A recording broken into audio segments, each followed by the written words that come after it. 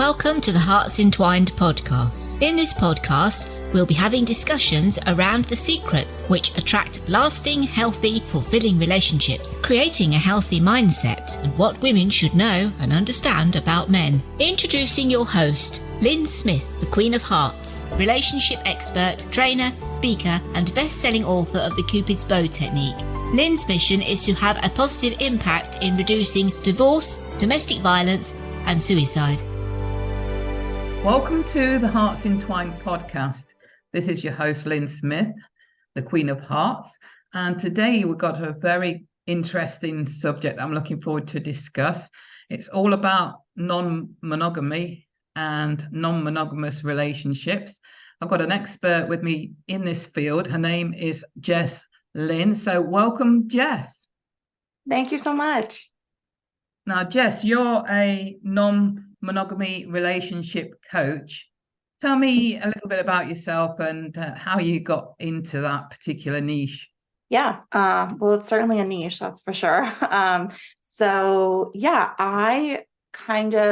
therapist by background, and I got into what I do now kind of through, professionally wanting to explore other avenues and ways to help people. And then just, it really resonates with me personally as I myself have been exploring a type of non-monogamy called polyamory over the last several years. So I kind of wanted to marry up those two things of, how can I reach more people in larger areas that isn't tied to licensure, and, what's really going to mean a lot to me, and what do I feel like I can speak on and really help people with. So through my own struggles and triumphs, I wanted to kind of use that to help other people navigate this. So just for the audience members that's not familiar with the term non-monogamy, can you just explain what your definition of that would be?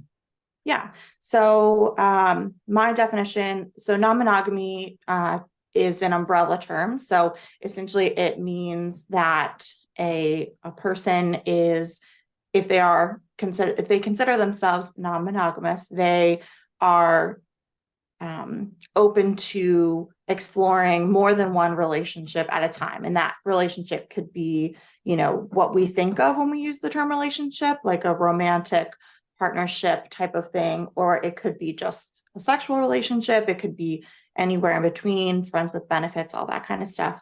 So it's really a kind of umbrella term. Sometimes what people also think of as an open relationship, though there are those in the community who would consider an open relationship, that moniker, to mean more of like a sexual open relationship. But I think everyone, kind of developed their own identity around these definitions. Is there a difference between non-monogamous and polyamorous relationships? Yeah, so yes and no. So polyamory is a term that is used to describe people who are interested in or seeking or having more than one romantic relationship. So poly meaning more than one, amorous, love, right? So more than one love-based relationship. And so I would say that polyamory is a kind of subsect of non-monogamy. So polyamorous people are non-monogamous, but not all non-monogamous people are polyamorous. Okay, interesting. Yeah, it's a lot of terms, and I think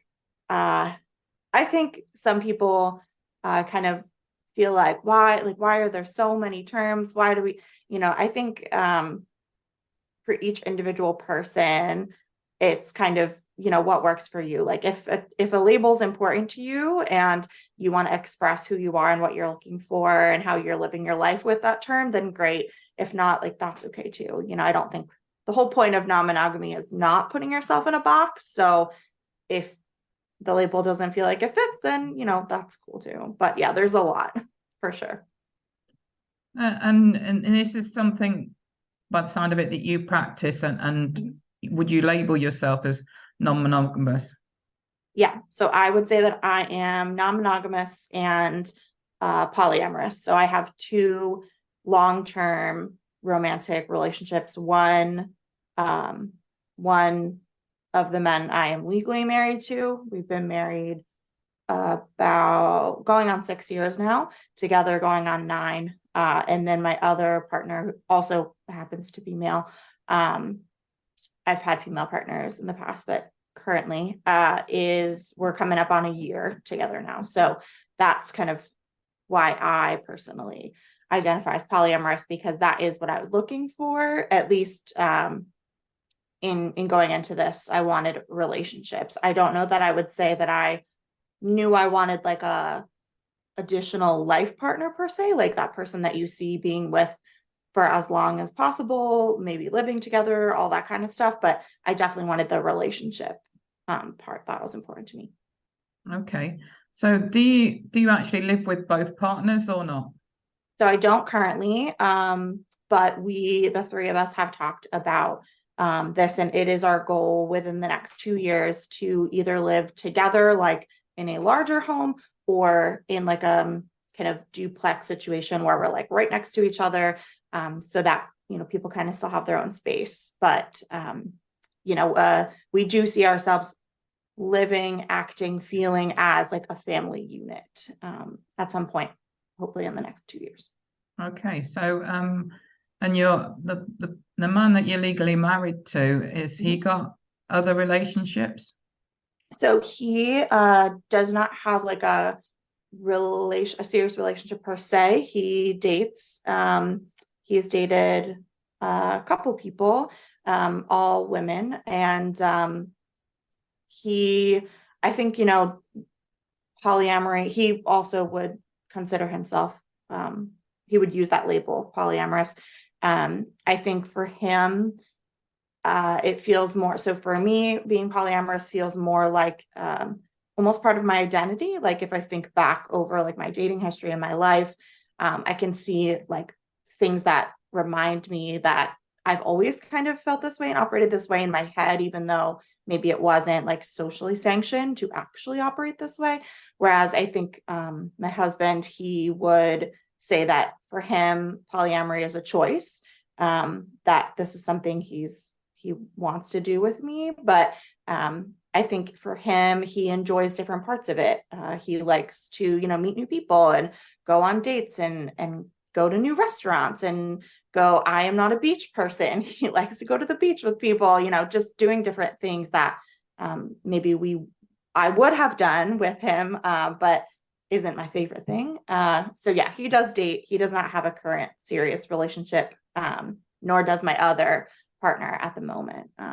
But it's also something that the three of us have talked about and in our individual relationships, and we're all very open to, nothing's off the table, I guess. And are there any children involved in your relationships?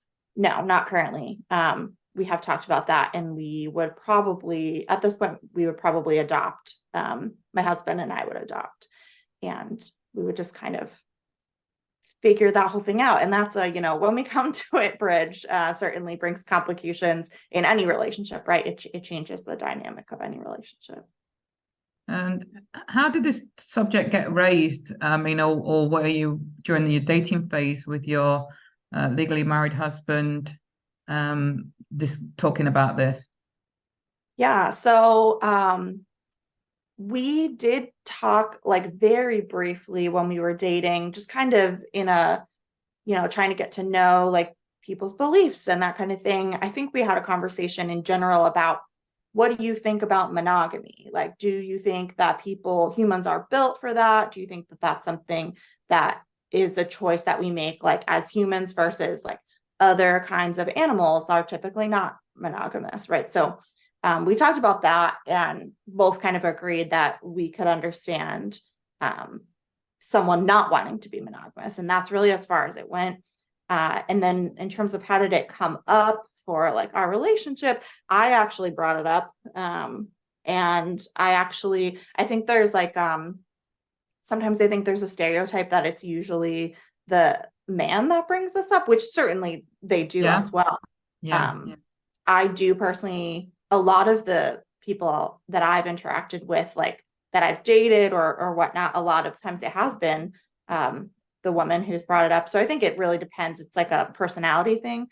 So yeah, I basically I just started seeing all of this stuff online. And as you said in the beginning, you know, it's a hot topic right now. And Absolutely. I was like reading these things and seeing these things online. And I'm like, this is super interesting, thinking like, oh, I just find this like intellectually interesting, right? And like as a therapist, like, oh, what an interesting like psychological, you know, phenomenon, whatever. And then I started reflecting, like I said, on like my past relationships, and I was like, oh wait, maybe this is kind of me.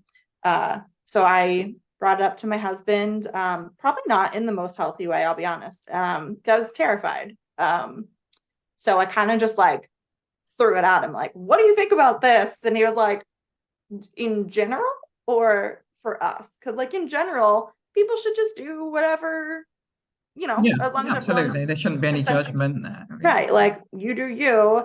And I was like, well, what about me, us? Yeah. And he was like, oh, okay. Can you say more? So we had a conversation, and you know, he just asked to think about it for a little while. I was like, well, yeah, obviously you're gonna need to think. Yeah. So it started really, what started it out was that I had never experienced a relationship or sex or anything like that with a woman. And that's what I wanted to explore in particular. And so he was very supportive of that. And then I ended up here with 2 male long-term partners, which was not, like I said, not what I was like going for per se, but you know, sometimes life just happens in funny ways. But yeah, it was an interesting beginning, that's for sure. I think it takes, how could it not take you unaware, you know, unless you had previously talked about it. I don't think anyone's expecting their spouse to like bring that up to them kind of randomly. No, I mean it's not something I'd want to get involved with, to be honest. I'm very, you know, much on the monogamous side of the fence. But what I have noticed with it being such a hot thing, and it's trending so much at the minute, that you know, there are obviously some pros and there's obviously some cons, but I've seen a lot of fallout in relation to, you know, my clients thinking it was a good idea initially, but then finding, you know, the reality of it was a totally different thing altogether. Yeah. I mean, I think human beings are complicated, right? Like on any level. So it does, like, I would never tell someone that it's easy or to enter into it lightly, right? It takes a lot of work, a lot of like conscious, intentional effort and reading and research and support. And the one thing I think that happens, that does tend to happen a lot, and I don't blame people for this, but I think sometimes if we think specifically about like currently monogamous couples like opening up, you know, as opposed to like someone just decide, you know, kind of approaching dating in this way. I think for monogamous couples opening up, the one really important thing is like, this is not a fix, right? Like you have to have a really solid foundation. So I think sometimes people, I have a lot of clients myself where like someone is unfaithful. And so then they think, okay, well, you know, that really hurt, but they're apologetic. Maybe if we do this together, it'll feel different. And yeah, do I think it could feel different if done in a healthy way? Sure. But is that going to fix, you know, that rupture from infidelity? No. And, you know, is it going to solve any, if there's, you know, it's kind of, I think of it to some extent as sometimes couples, again, understandably, will think, you know, our marriage is kind of on the rocks. We both want children. Let's have a child that'll bring us together. Right. And it's just not, you know, that's not the reality. No. You know, to try to like bring in something new or substitute something to try to bring you back together. I think so. It's an easy trap to fall into. I don't blame people who find themselves there. I think sometimes people are just trying to make their existing relationship work. But yeah, I mean, it's not easy. I mean, I don't think relationships are easy in general, regardless. monogamous or not. So yeah, I mean, there's a decent amount of fallout, just like there is a monogamy, right? We're certainly not immune by any means. No, and I suppose I think that there needs to be sort of redefining of what relationships going forward actually are, because the old vows of till death us do part really don't really have a place, I think, in modern relationships these days. And I think the expectation of that is too much pressure. For me, I've been married. I was married for 23 years. Then I had another long-term relationship for 10 years, but they both ran their course. And for me, that should be natural and normal for people to feel that, you can have long-term relationships without, I mean, initially you would think and like it to be for a lifetime, but I think the realization and the expectation and the pressure of that is unrealistic. Yeah, no, I completely agree with you. I think, and that's where, like, that's one of the things I feel like monogamous, non-monogamous, whatever your relationship structure, like, I feel like that's somewhere like that hopefully like we can all meet at, is like, why this pressure? Why this, this idea? It's almost like there's like this prevalent idea in society of like, if a relationship is not lifelong, right? If you don't make it, like you said, the till death do us part, then like that's not a good relationship or a significant relationship, or it must not have been important to you, and that's just not true. I mean, we meet people in all kinds of spaces of our lives, even in friendships, where you do some sort of like retreat, or you get interested in a hobby or whatever, and you form this very, very close, a friendship is a relationship, right? Relationship with someone. And then maybe you don't really talk ever again after that's over, or it fizzles out, but that doesn't mean that wasn't significant. And so I completely agree with you. Like, just because you have had these two examples that you gave, like, those are both really significant, important relationships, and you cared about those people, so yeah, I agree with you that this whole, I think if that's a goal someone wants to shoot for, till death do us part, fantastic. And please put all of, your energy and your resources into that. But if it doesn't work out that way, that's okay. People change. Like, yeah, absolutely. Yeah. Like you said, friendships run the course, and we don't sort of make a big deal about losing our friendships as much as our romantic partners, do we? Yeah, no, I mean, it hurts us, but I don't think societally, like, I don't think in general people look down on you and say, wow, you were best friends with that person for 20 years and now you just don't speak to them anymore. Well, I don't think people do that in general, like societally on the whole, right? The people close to you might wonder what's going on and making sure you're okay. But yeah, no, we definitely, I think, like, divorce is, like, why is divorce a dirty word, right? Like, if you're in a relationship and it's not working out, and what's really best for both of those people for whatever reason is to end that relationship, why is that a bad thing? I think that's a good thing. Good thing. Yeah, right, that you have that. They weren't bad relationships, they were healthy and good relationships, and there was no toxicity or bad unhealthy traits within those relationships. It was just case they ran the course, and that was it. The same as with any friendships that I've let go of. So I think relationships need to be redefined, especially romantic relationships, in terms of our expectations.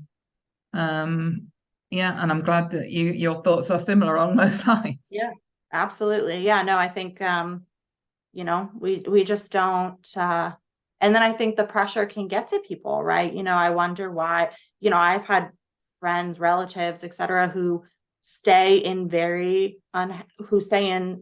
toxic relationships, but also who stay in relationships where maybe it's not toxic, but they're just not happy, and they're not the same person they were 20 years ago or what have you. And there's just this like pressure of like, well, if it doesn't last forever, then you failed.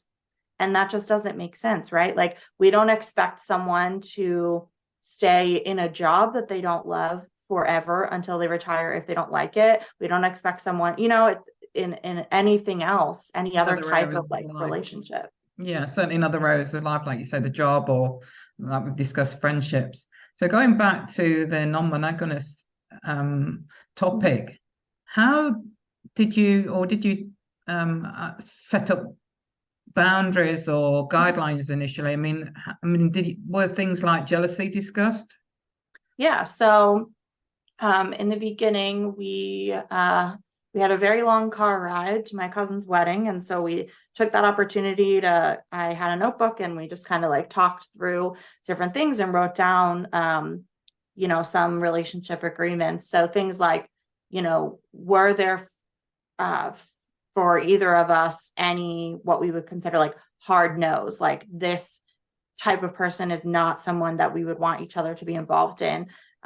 There's this concept of veto power, wherein some people have it or don't have it, where you can essentially like say, no, I don't like this person you're dating, right? And we didn't want that, but there were some things we wanted to just make sure, that each other were safe, right? And so our main thing there was, if I see you, my current partner, in a relationship that I feel like is changing you in a way that is unhealthy, not anything to do with the person you're with, just you yourself are becoming different in a way that's not serving you, I'm going to bring that to your attention, right?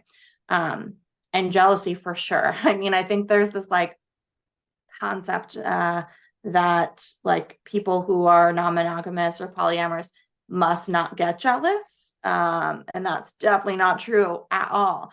I think, again, we as humans can get jealous in so many types of relationships. We experience jealousy in friendship, right? Especially at a very young age, right? Where that's your best friend, but now they have another friend. And it's like, oh my gosh, what? But that's my best friend, right? But we grow out of that. Or even with siblings. Yeah, right. Exactly. Like, oh, well, we're close, but like this sibling is like the black sheep of the family, right? Like we don't really include them.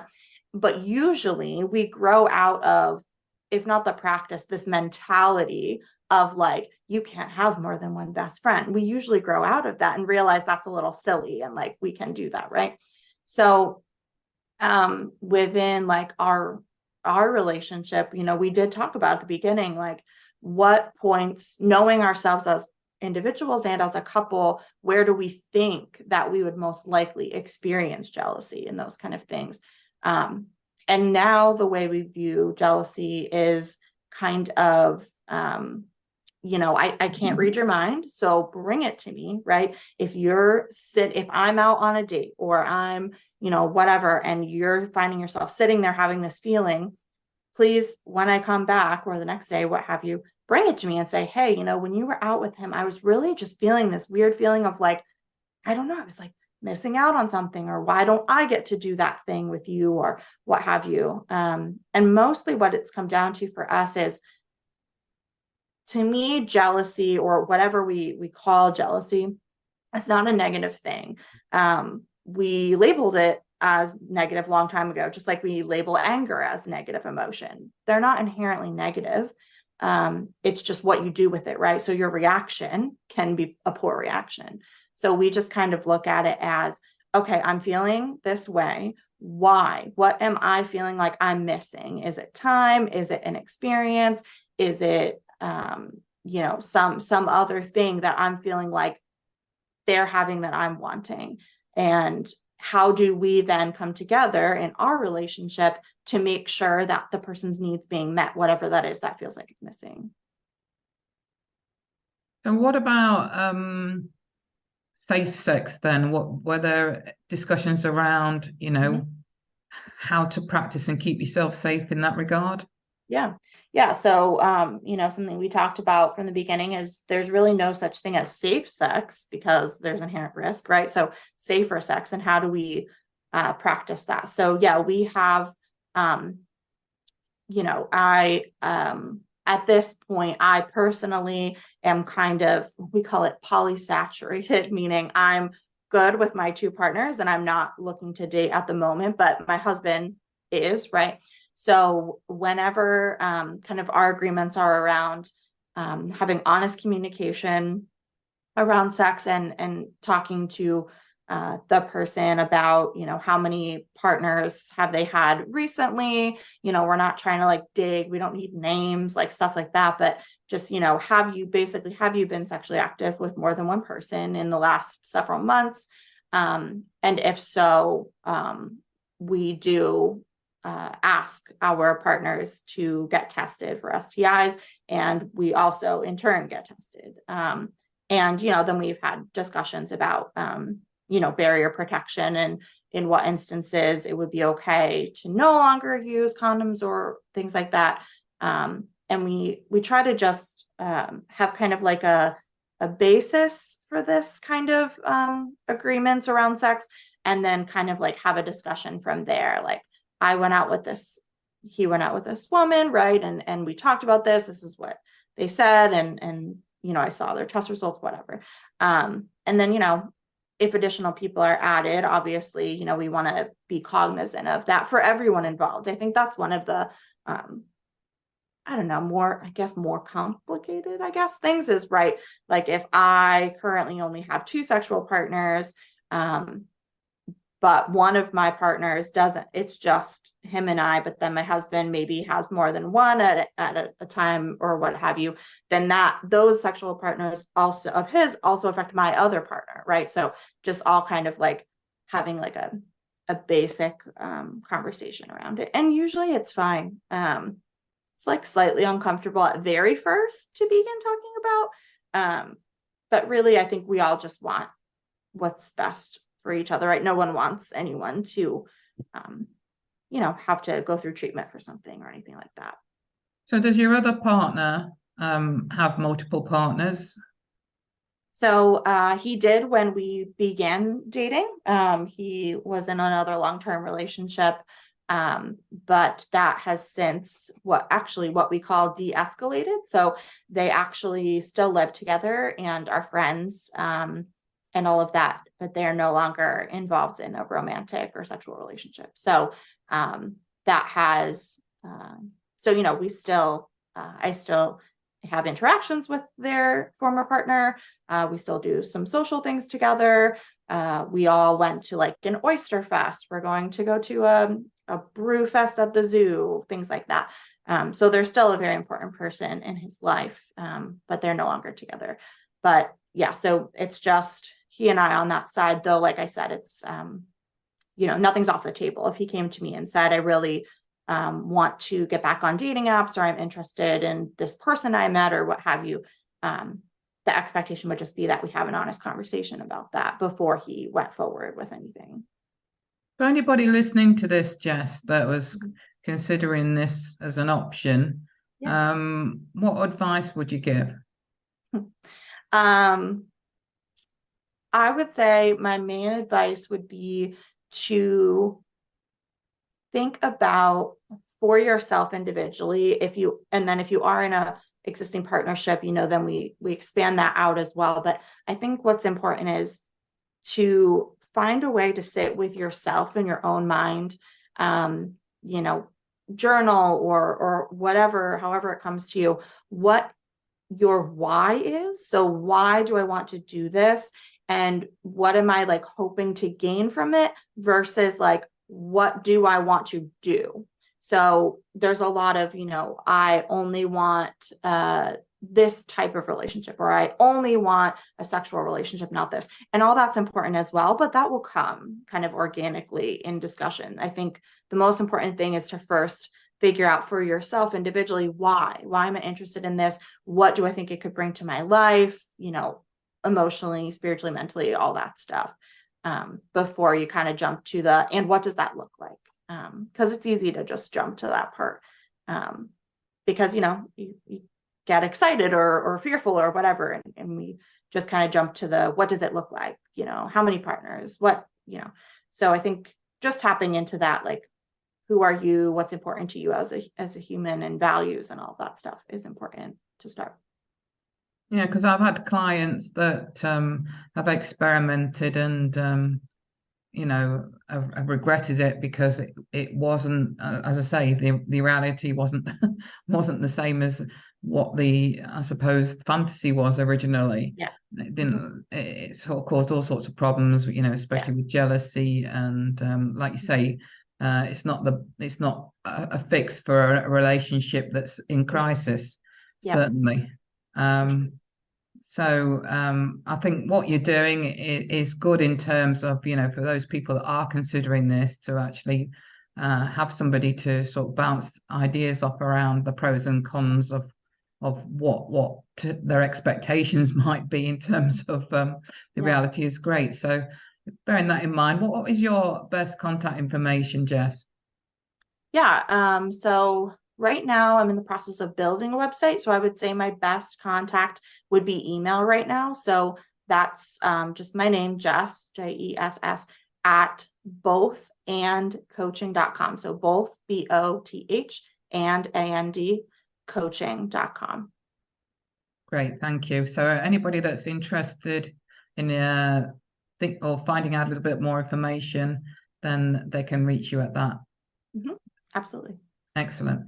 So any final words of wisdom that you would like to leave our listeners with around this particular hot topic of non-monogamous relationships?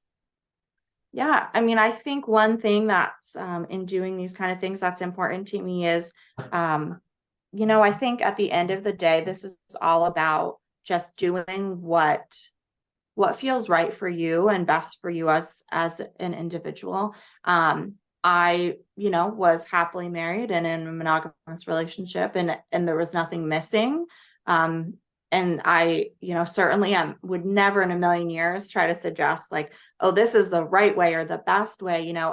It's not that I think, or any of us think, that non-monogamy is better. I think it's just, like you said in the beginning, we're just hoping for non-judgment and seeing non-monogamy and monogamy as equally viable options for people to choose, what's best for them. And so I think, I have many friends in very, very happy long-term monogamous relationships, and I love that for them. And I, would never want them to be anything other than who they are.